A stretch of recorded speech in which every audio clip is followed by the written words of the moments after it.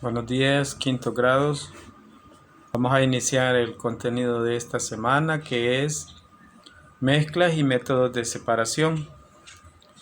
O si ustedes quieren, pues métodos de separación de sustancias. En la clase anterior habíamos trabajado los tipos de mezclas. Hoy vamos a hacer unos recordatorios sobre la clase anterior, pero también vamos a trabajar los métodos que se utilizan para separar sustancias heterogéneas. Sobre todo eso, lo vamos a hacer de una manera bien práctica, en la que ustedes van a participar también, escribiéndome por ahí a qué tipo de método de separación de sustancias estamos trabajando, para que le pongamos un poquito más de participación a la actividad. Vamos a iniciar entonces recordando lo que era una mezcla. Ya decíamos que era una sustancia formada por dos o más componentes. Esto significa de que podemos perfectamente observar esos componentes o no los podemos diferenciar, como habíamos dicho en la clase anterior, conceptualizando lo que era mezcla homogénea y heterogénea. Cuando nosotros mezclamos dos o más componentes, nos resultan dos casos. O las mezclas son homogéneas, que se caracterizan por ser uniformes, es decir, no se pueden identificar a simple vista sus componentes, como por ejemplo la leche. Y el otro caso, que son las mezclas heterogéneas, aquellas que sí se pueden diferenciar sus componentes, y el típico caso del aceite y el agua.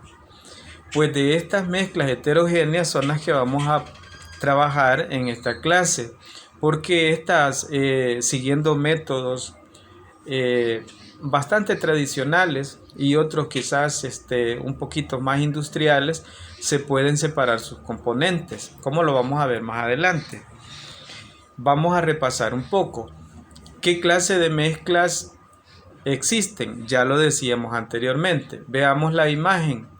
Si Antonio está mezclando guisantes y garbanzos, ¿qué clase de mezcla se va a formar? Y si Sara está mezclando agua con alcohol, ¿qué clase de mezcla se nos va a formar? Para que lo hagamos participativo, ustedes me escriben ahí qué clase de mezcla es la de Antonio y qué clase de mezcla se forma con agua y alcohol que está mezclando Sara. Así es que les doy un tiempo por ahí para que escriban qué clase de mezcla se forma en lo que está combinando Antonio y lo que está combinando Sara. Así es que vamos a ver quiénes son los que son más rápidos para escribir y me dicen ahí. Vamos a continuar. En este caso, fíjense bien ahí la imagen. Es el típico puré, el famoso puré de papas que nosotros conocemos. ¿Qué clase de mezcla es? Ahí me escriben ustedes qué clase de mezcla es. ¿Por qué podemos reconocerla? También me lo anotan ahí. Recuérdense que esto está relacionado con los dos tipos de mezclas que hemos trabajado en la clase anterior, las mezclas homogéneas y heterogéneas. Allá les di la respuesta de alguna. Luego dice qué clase de mezcla es esa que aparece en la imagen: agua con sal. Imagínense ustedes, si mezclamos la sal, la echamos dentro del vaso y empezamos a diluir, a menear, decimos nosotros, hasta que se diluya totalmente la sal con el agua. ¿Qué nos queda? ¿Qué clase de mezcla es esa? ¿Se podrán o no se podrán diferenciar sus componentes? Ahí me lo anotan. Vamos a ver cómo vamos con esas participaciones en los ejercicios que han estado haciendo. Ahí me los dejan. Luego vean esa mezcla, agua con arena. Pareciera lo opuesto del ejercicio anterior, porque aquí vamos a mezclar agua con arena. ¿Cómo podemos nosotros determinar qué clase de mezcla se nos va a formar. Ahí pueden ustedes observar la imagen, cómo se ve, cómo queda esa mezcla de agua con arena. Ahí me escriben ustedes qué tipo de mezcla es. Luego tenemos esa mezcla bien típica. Yo sé que todo el mundo sabe que eso es así como está presentado, es como generalmente nosotros lo podemos experimentar, valga la redundancia, en el laboratorio, en casa. Si ustedes han hecho alguna mezcla así, el agua con el aceite. Yo les podría preguntar, ¿se mezcla el agua con el aceite? Ya sabemos que eso no se mezcla y que siempre va a suceder lo mismo o lo de siempre, que la sustancia con menor densidad se va para arriba y la que tiene mayor densidad queda abajo. En otras palabras, se forman capas, pero sobre todo podemos diferenciarlas. Así es que en este caso, pues ahí me anotan ustedes qué clase de mezcla es y por qué dicen ustedes que es ese tipo de mezcla que me han anotado ahí. En la clase anterior les decía también que la cocina es un lugar en el que nuestras mamás hacen infinidad de mezclas alimenticias, para preparar sopas, para preparar ensaladas, para preparar purés, para preparar refrescos, bueno, tantos platillos que ellas elaboran que realmente sería una gran infinidad, un listado que haríamos muy grande de todas aquellas recetas, porque ellas le llaman recetas. Las recetas no son otra cosa más que esos ingredientes con los que se hacen las mezclas a la hora de preparar en la cocina esos alimentos. Ahí tienen ustedes un ejemplo. Si mezclamos leche, si le agregamos banana o guineo, decimos nosotros, más azúcar, el resultado ya sabemos qué es. A todos nos gustan los famosos licuados. Pero aquí viene el asunto. La mezcla que se forma, ¿será mezcla homogénea o será mezcla heterogénea con esos ingredientes que se le han agregado? Ahí me anotan ustedes qué clase de mezcla es. Obsérvenla bien. Se diferencian esos componentes, se diferencia la leche, se diferencia el banano, se diferencia el azúcar. Ustedes me lo dicen ahí.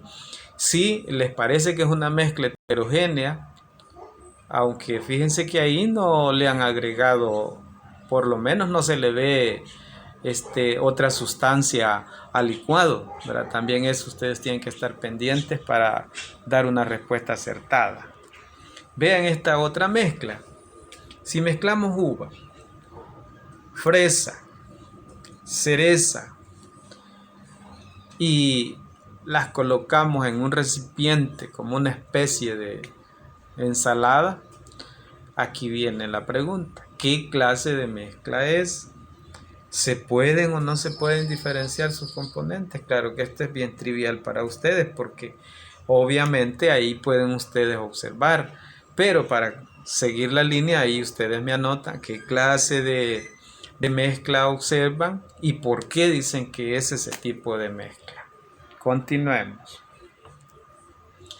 Aquí viene un caso más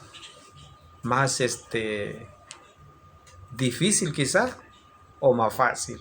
Vean el primer caso, ese plato de ensalada que está ahí. Bueno, yo digo que es ensalada porque así lo veo. Veo el tomate, veo el chile verde, veo la naranja. Bueno, hay una infinidad de ingredientes. Ese primer plato que tienen ahí en su pantalla, de izquierda a derecha, ¿qué clase de mezcla es? Ahí me lo anotan. La segunda imagen, ahí tienen ustedes dos bebidas. Pues una parece un espumoso, ¿verdad? Y el otro que está ahí al fondo parece más así como un cafecito con leche o una leche, ¿sí? ¿Qué clase de mezcla tenemos ahí? Pues ahí hay dos tipos, ¿verdad? Ustedes me dicen en el primer caso, el del vaso de vidrio más grande, ¿es una mezcla homogénea o es una mezcla heterogénea? ¿Por qué? Y el que está al fondo, el que se ve solamente el líquido blanquecino, ahí ustedes me dicen.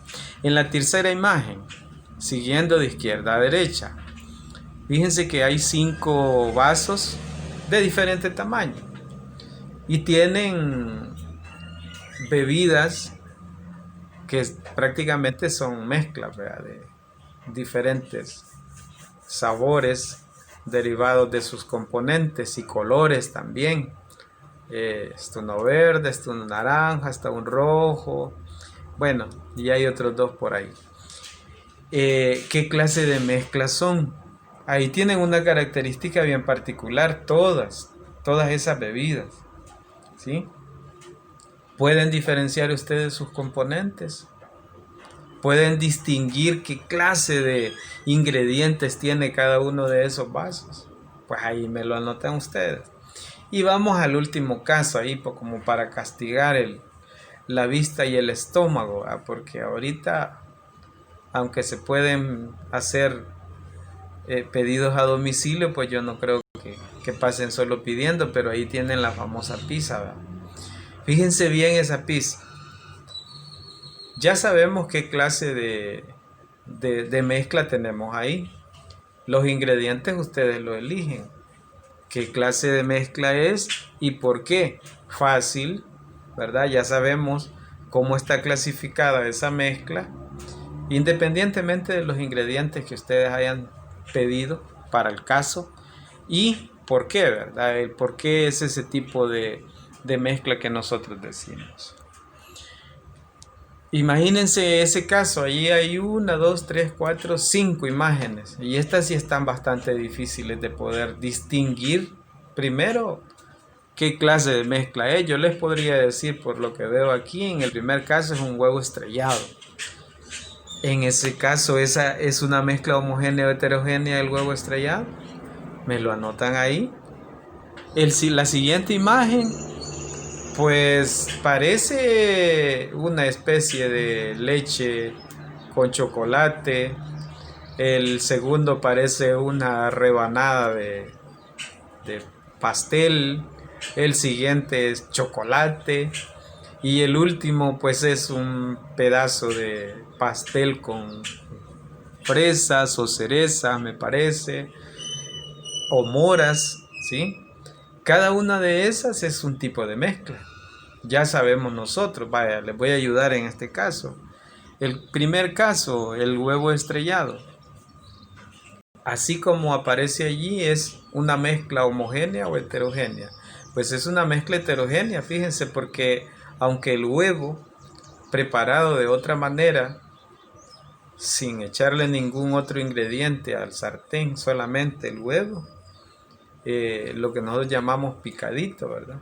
Todos tienen la misma consistencia, el mismo color, pero si lo hacemos así, como decimos estrellado, la albúmina o la clara que nosotros conocemos tiene una tonalidad diferente con la yema.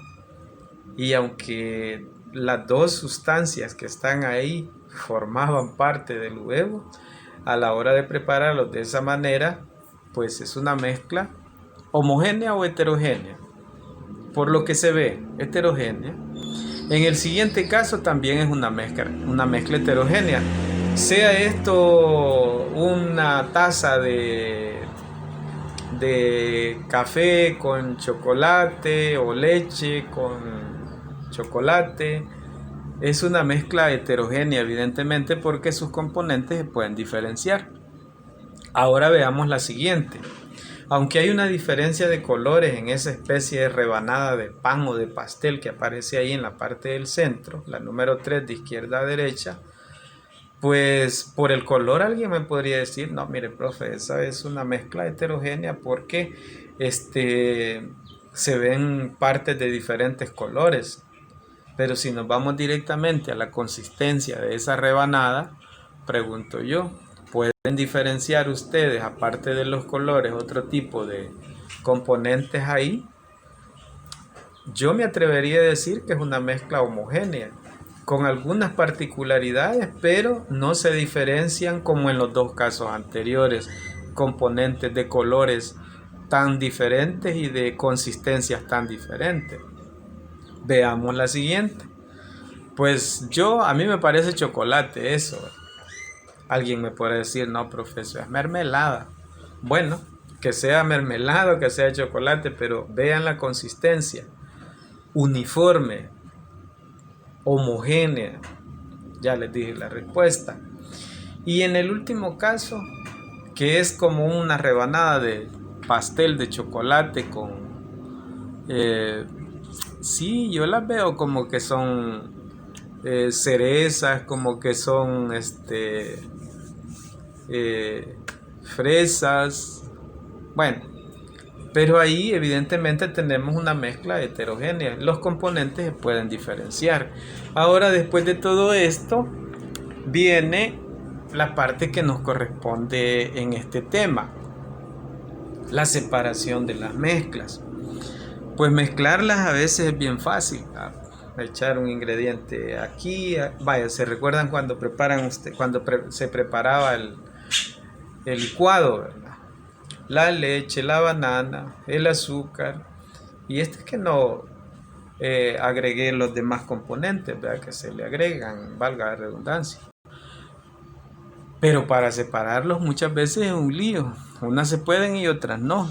Ya sabemos que las sustancias, las mezclas heterogéneas son las que tienen más facilidad para poder separarse. Por métodos mecánicos, como les decía anteriormente, que son los que vamos a ver ahora, y por métodos ya un poquito más industrializados.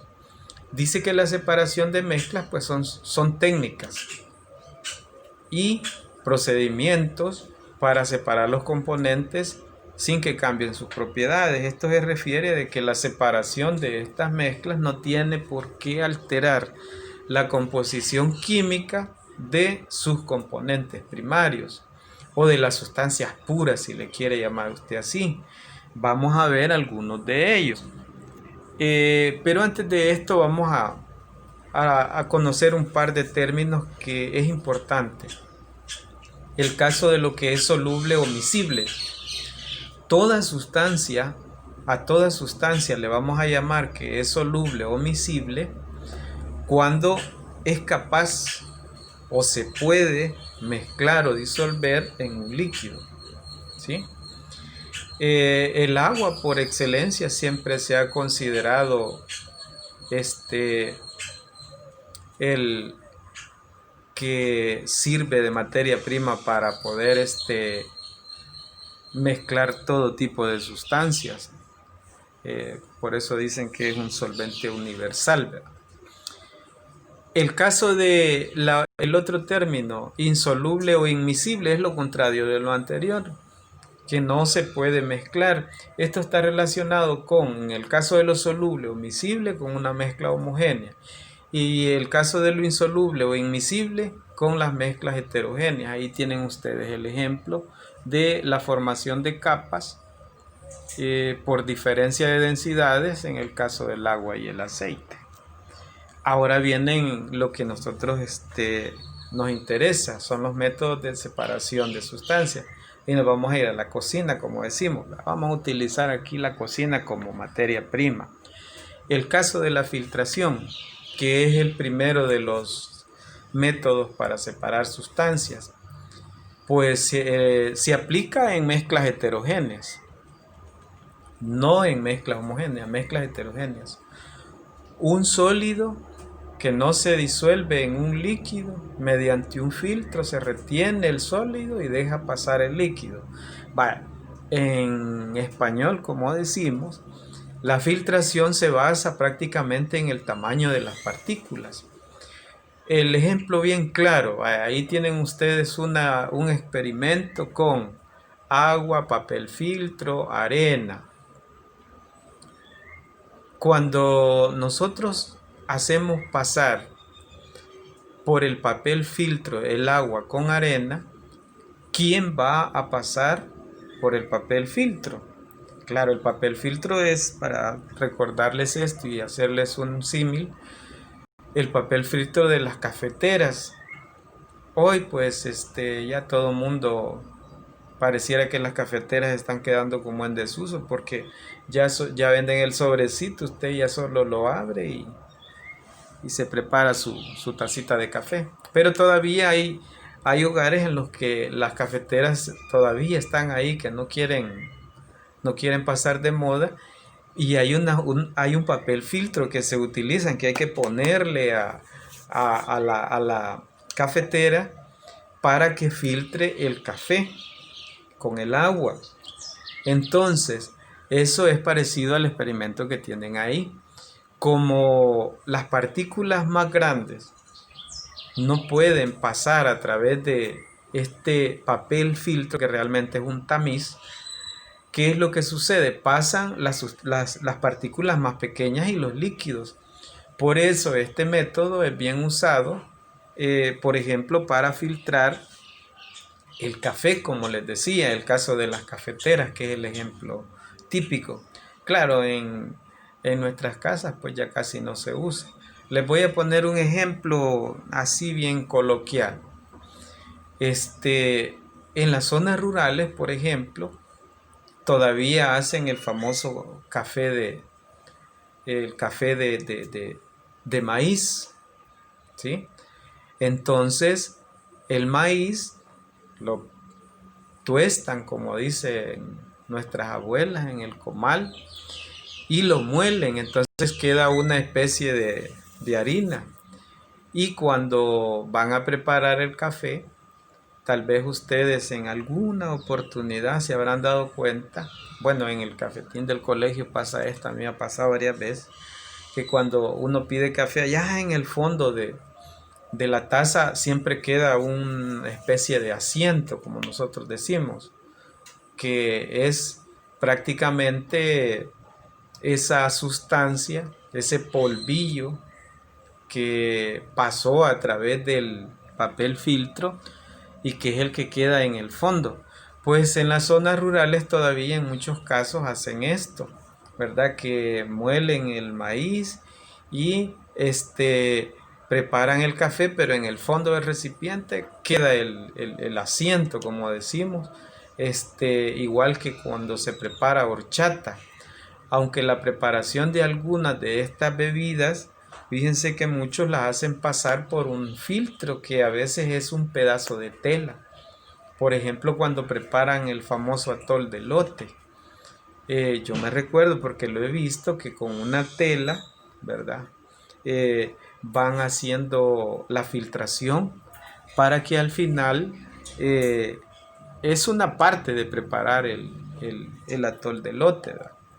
Y luego pues se pone a cocinar. Claro que este es un proceso, si nos ponemos a hablar de cómo se prepara el atol de elote es otra cosa. Yo solamente les estoy recordando esa parte donde utilizan ese filtro, ese pedazo de tela para filtrar, como decimos, las partículas o los líquidos en este caso. Luego está la decantación. Pues la decantación en lo que se basa es en la diferencia de densidades, ¿sí? La diferencia de densidades que hay en una mezcla, por ejemplo, al dejar, dice, una mezcla de un sólido y un líquido en reposo, pues usted va a observar que el sólido, por ser más denso, pues sí se va a ir al fondo. Y el que es menos denso, pues va a formar la capa y esto facilita la separación. Vaya, el caso que tenemos ahí. Como la decantación consiste en separar una mezcla que es heterogénea, ¿verdad? Un sólido con un líquido, por ejemplo, o dos líquidos que presentan diferentes densidades.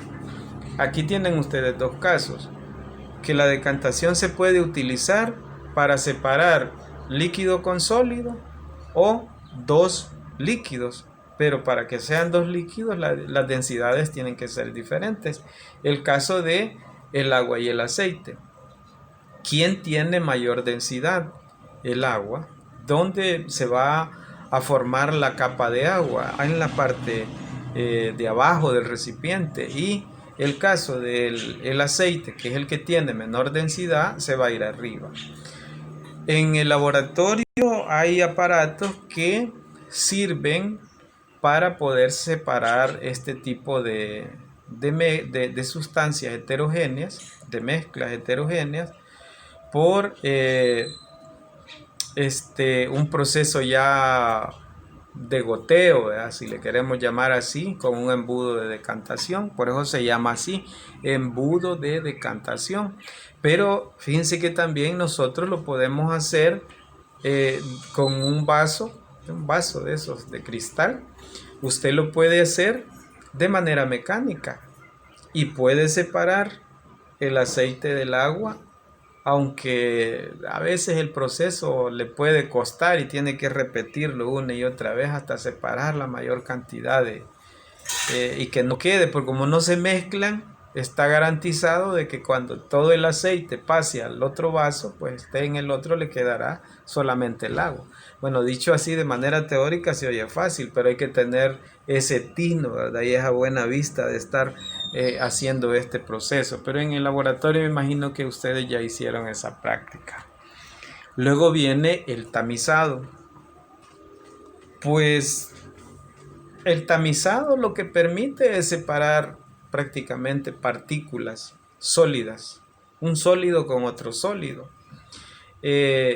La característica es que son de diferente tamaño. Y aquí está bien claro, ¿verdad? El tamiz, para que ustedes tengan una idea, es ese colador que tiene su mamá en la cocina, ¿verdad? Ese con que nosotros decimos vamos a colar el refresco de naranja, por ejemplo. Vamos a colar esto y esto y esto. Entonces ese tamiz, no todos los tamiz son de el mismo tamaño. Y cuando digo del mismo tamaño me refiero exactamente al tamizado, porque algunos, los orificios del tamiz son tan finitos que cuesta que pasen prácticamente las partículas cuando son demasiado grandes. De hecho, no pasan algunas. Y les voy a poner un ejemplo. Tal vez ustedes habrán visto por ahí en alguna oportunidad que también esto lo hacen los albañiles, las personas que se dedican a construir, para colar, por ejemplo, la arena. La arena trae un montón de partículas más grandes, piedras, ¿sí? Y otras partículas. Entonces, ¿qué es lo que hacen? Otros minerales, perdón, ¿qué es lo que hacen? Hacen primero el tamizado de la arena cuando van a preparar la mezcla, por ejemplo, para pegar ladrillos o para construir un muro, qué sé yo. Hacen el colado, el zarandeado, le llaman los albañiles, de la arena, que no es un proceso nada fácil. Yo lo he intentado, lo he hecho en un par de veces y pues sí quiere un esfuerzo físico bastante considerable haciéndolo uno solo, porque no es lo mismo que tenga usted un ayudante para hacer el tamizado de la arena que usted lo esté haciendo solo. Pero claro, ahí me voy a un caso más extremo. El punto que estamos hablando es con el famoso colador, por ejemplo, que utilizamos en la cocina, que es más fácil. Y con él lo que se hace es, pues prácticamente, hacer pasar a través del tamiz las partículas más pequeñitas de esa mezcla de sólido que tenemos. Y repitiendo el proceso, vamos a lograr lo que queremos, separar las partículas más pequeñas de las más grandes. Aquí viene otro tipo de separación de mezclas, algo que se llama centrifugación. Fíjense que este método permite separar un sólido de un líquido mediante un recipiente cónico. Bueno, un recipiente cónico, pues todo el mundo conoce un cono. Ese es un recipiente cónico. Pero tiene la característica, porque esto ya es algo industrial, que se hace girar a gran velocidad y genera esto lo que se llama una fuerza centrífuga. La fuerza centrífuga va en esta dirección, así, pero a gran velocidad, que lo que va a hacer es separar el sólido del líquido, y como allí también hay diferencia de densidades, pues las más densas se van a ir más rápido y así van a lograr separarlo. Esto generalmente, este método de separación de sustancias, lo hacen a veces en los laboratorios químicos para separar precisamente sólidos de líquidos, ¿verdad? Pero esto ya es más industrial. Luego viene la destilación, que la destilación prácticamente permite separar mezclas homogéneas. Fíjense bien, dice permite separar mezclas homogéneas. Habíamos estado hablando solo de mezclas heterogéneas. Pues hoy vamos, en este caso, la destilación dice que permite separar mezclas homogéneas de líquidos por medio del calentamiento y se basa en la diferencia de puntos de ebullición. Para eso primero hay que entender que el punto de ebullición es la temperatura a la que va a alcanzar prácticamente ese punto de ebullición una sustancia. Es cuando nosotros decimos está hirviendo, ¿sí? Ese es el punto de ebullición. El agua, por ejemplo, alcanza el punto de ebullición a los 100 grados, ¿sí? Porque prácticamente a esa temperatura empieza a echar las famosas burbujitas y nos dicen, vaya, ya está el agua para el café, y ya nosotros sabemos de que ya llegó al punto.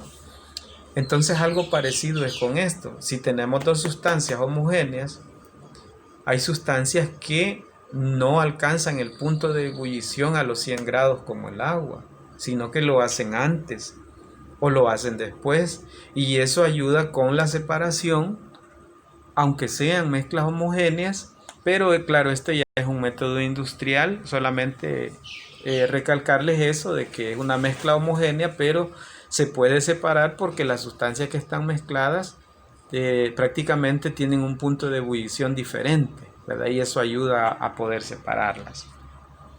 La evaporación, pues la evaporación prácticamente es aplicar calor, separar una mezcla homogénea de sólidos en un líquido por medio del aumento de temperatura. Pues cuando los líquidos, por ejemplo, alcanzan cierta temperatura, se da el proceso de ebullición, y a eso nosotros le llamamos evaporación o vaporización, ¿verdad? El ejemplo que nosotros tenemos más claro en la naturaleza es el ciclo del agua, que por efecto de la radiación el agua se evapora, se va hacia las primeras capas de la atmósfera y se condensa, y luego se forma la lluvia y se precipita, dicho así de manera trivial. Pero claro, ¿cómo podemos comprobar la evaporación nosotros en casa? Prácticamente, si nosotros tenemos una mezcla homogénea, vaya, les voy a poner el ejemplo del agua con sal. Si ustedes mezclan el agua con sal, se les va a formar una mezcla homogénea, pero es un sólido con un líquido. Si usted lo pone en la cocina, en un recipiente, y lo deja que llegue al punto de evaporación hasta que se evapore todo el líquido, ¿qué creen que es lo que va a pasar? En las paredes del recipiente van a quedar una capa blanquecina, que prácticamente son los cristales de sal que se habían mezclado al inicio con el agua. Y claro, la evaporación se utiliza para separar eso, cristales generalmente o sólidos en líquidos, utilizando este método. Hay otros métodos, como por ejemplo el magnetismo o la llamada imantación, que se utiliza para separar metales prácticamente que tienen características magnéticas. Pues para ello, pues como lo dice el nombre, lo que se utiliza es un imán que es capaz de poder atraer otro elemento metálico. Esto les voy a poner un ejemplo. Esto lo utilizan muchas veces en los lugares donde le llaman chatarreras, donde separan materiales con características magnéticas de otros, y inclusive hay aparatos, un aparato que se llama electroimán, por ejemplo, que es el que es una gran plancha que muchas veces en las películas a veces se ve que baja y atrae autos completos, los levanta y los deja caer en otro lado. O sea, pero es por esa característica magnética. También ahí ya va incluida la electricidad. Por eso les digo que estos métodos son más industriales. Luego viene la cristalización, que permite separar sólidos que son solubles en un líquido mediante la disminución de la temperatura, con lo cual la solubilidad del sólido disminuye y se presenta la famosa cristalización. Esto prácticamente es ¿cómo les diría? Separar los sólidos del líquido, pero aquí dice mediante la disminución de la temperatura.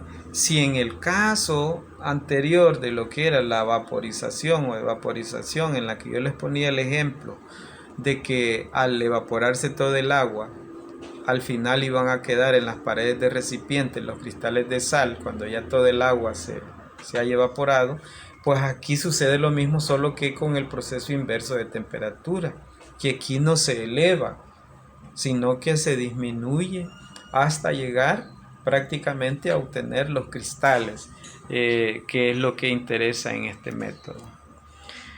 Pues aquí tenemos para ir terminando ya una actividad que también ustedes ahí le dan al chat, ¿verdad?